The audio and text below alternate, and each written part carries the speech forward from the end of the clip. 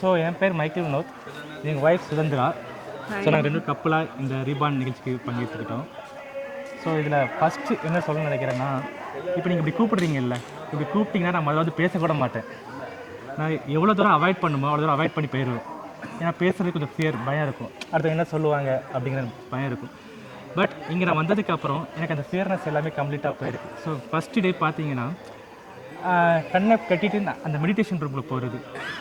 First ஒரு பயம் இருந்துச்சு, எங்கேயா நம்ம தடுக்கி விழுந்துருவோமோ, எங்கேயாவது போயிடுவோமோ, அந்த மாதிரிலாம் ஒரு சில இது இருந்துச்சு.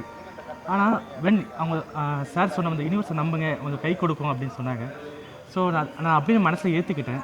எதையும் யோசிக்கவே இல்லை. கரெக்டாக நேரத்துக்கு நான் உள்ளே போனேன். என்னை யாரோ கை பிடிச்சி உள்ள கூப்பிட்டு போனாங்க. ஸோ அந்த யூனிவர்ஸை எனக்கு கைட் பண்ணும்போது அந்த ஃபீல் பண்ணேன். ஸோ அந்த மெடிடேஷன் லெவலும் நல்லா ரொம்ப காமாக இருந்துச்சு இன்றைக்கி அந்த டே. எனக்கு எப்போ பார்த்தீங்கன்னா ஃபியர் அதிகமாக இருக்கும். ஒரு விஷயம் எடுக்கிறதுக்கு முன்னாடி இது பண்ணால் கரெக்டாக இருக்குமா, இது தப்பாகிட்டுனா என்ன பண்ணுறது, ஒரு கம்ஃபர்ட் ஜோன்லேயே தான் நான் வாழ்ந்துட்டு இருப்பேன் அந்த டைமில். இன்னொன்று, லிவிங் ப்ரெசென்ட்டில் இருக்கவே மாட்டேன். எப்பவுமே பாஸ்ட் இது அப்படி பண்ணியிருந்தால் இது பெட்டராக இருந்திருக்கும், இல்லை இப்படி பண்ணியிருந்தால் இது பெட்டராக இருந்திருக்கும், இதே மாதிரி நிறைய நான் யோசிச்சுட்டே இருப்பேன். ஸோ அதனால் ஃப்யூச்சரிஸ்டிக்காக நான் முன்னே எடுத்து கால் வைக்கிறதும் இல்லை, ஒரு பயம் இருந்து அது அதிகமாகவே இருந்துகிட்டு இருந்துச்சு. ஸோ இங்கே வந்ததுக்கப்புறம் செகண்ட் டே பார்த்தீங்கன்னா அந்த ice pack challenge. So before that போகிறதுக்கு முன்னாடி இது நம்ம பண்ணிடுவோமா, இது எப்படி ரொம்ப கூலிங்காக இருக்குது அப்படிலாம் யோசித்தேன். பட் சார் அவங்க சொன்ன அந்த என்ன சொல்கிறது, சார் சொன்ன அந்த ஹை பாசிட்டிவ் எனர்ஜி இன்ஸ்பிரேஷன் எனக்கு வந்து இறங்க வச்சுச்சு. என்னால் 10 மினிட்ஸ் மேலே கூட என்னால் உள்ளே இருந்து என்னால் பண்ண முடிஞ்சிச்சு. ஸோ அந்த ஃபியர்னஸ் எனக்கு அதில் கம்ப்ளீட்டாக மூவ் ஆகிடுச்சு.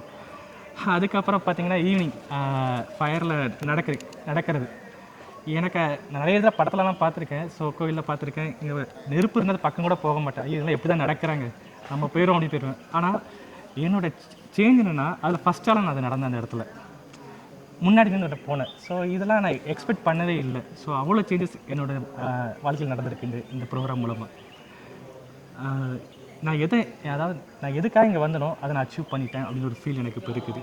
ஸோ மைண்டில் ஒரு ரீபானாக நான் பிறந்திருக்கேன். ஸோ இப்போ எனக்கு நம்பிக்கை இருக்குது, எதையும் சாதிச்சிடலாம், எதையும் முன்னாடி பண்ணலாம் அப்படிங்கிற நம்பிக்கை, முழு நினைவோட நம்பிக்கை சார். அண்ட் இப்போ ஃப்ரெண்ட்ஸ்லாம் இப்போ இருக்காங்கன்னா யார்ட்டையுமே அவ்வளோ மிங்கிள் ஆக மாட்டேன். ஆசை இருக்கும், பட் மிங்கிளாக யோசிப்பேன், பேச மாட்டேன், என்ன சார் நினைப்பாங்க அப்படிலாம் நிறைய மைண்ட் பிளாக் இருந்துகிட்டு இருந்துச்சு. ஆனால் இங்கே வந்ததுக்கப்புறம் எல்லாருமே என்னோடய ஃபேமிலி மாதிரி நான் ஃபீல் பண்ணுறேன். அவ்வளோ எல்லாருக்கும் நான் மனசு வந்து பேசியிருக்கேன். ஸோ எல்லாமே இந்த கிளாஸில் தான் எனக்கு நடந்திருக்கு. So thank you sir, thank you all. இதை கண்டக்ட் பண்ண எல்லாருக்குமே தேங்க்ஸ். ஃப்ரெண்ட்ஸ் எல்லாருக்கும் thanks. So firstly thanks to Vikas sir. ஏன்னா என்எல்பி செஷன்லேயே எனக்கு பர்சனலாக ரொம்ப நிறையா சேஞ்சஸ்ஸு. ஸோ ரீபான்னு சொன்ன உடனே நான் வரணும்னு முடிவு பண்ணிட்டேன். என் ஹஸ்பண்டையும் சேர்த்து கூப்பிட்டு வரணுன்றது டிசைட் பண்ணிட்டேன். ஸோ ஃபர்ஸ்ட் டே இங்கே நடந்த அந்த ஃபர்கிவ்னஸ்ன்ற அந்த ப்ராக்டிஸ் வந்து பெரிய பெரிய சேஞ்ச் எனக்கு.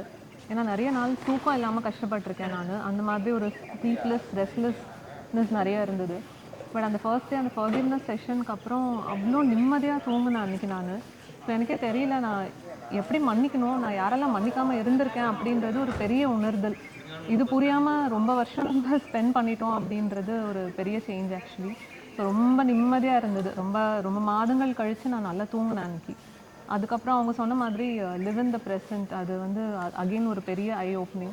எப்போயுமே ஏதாவது பாஸ்ட் திங்கிங் இருக்கும், இல்லை ஃப்யூச்சரில் என்ன ஆகுமோன்ற பயம் இருக்கும். பட் இப்போ இந்த மொமெண்ட் என்ஜாய் பண்ணுன்றது ஒரு பெரிய பெரிய என்லைட்டன்மெண்ட். அகெயின் செகண்ட் டே வந்துட்டு face the ஃபியர்ஸ்.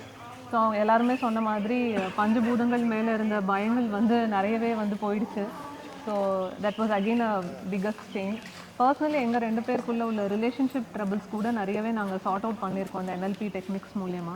So on the whole thank you so much to Vikas sir இதை இன்ட்ரடியூஸ் பண்ணதுக்கு.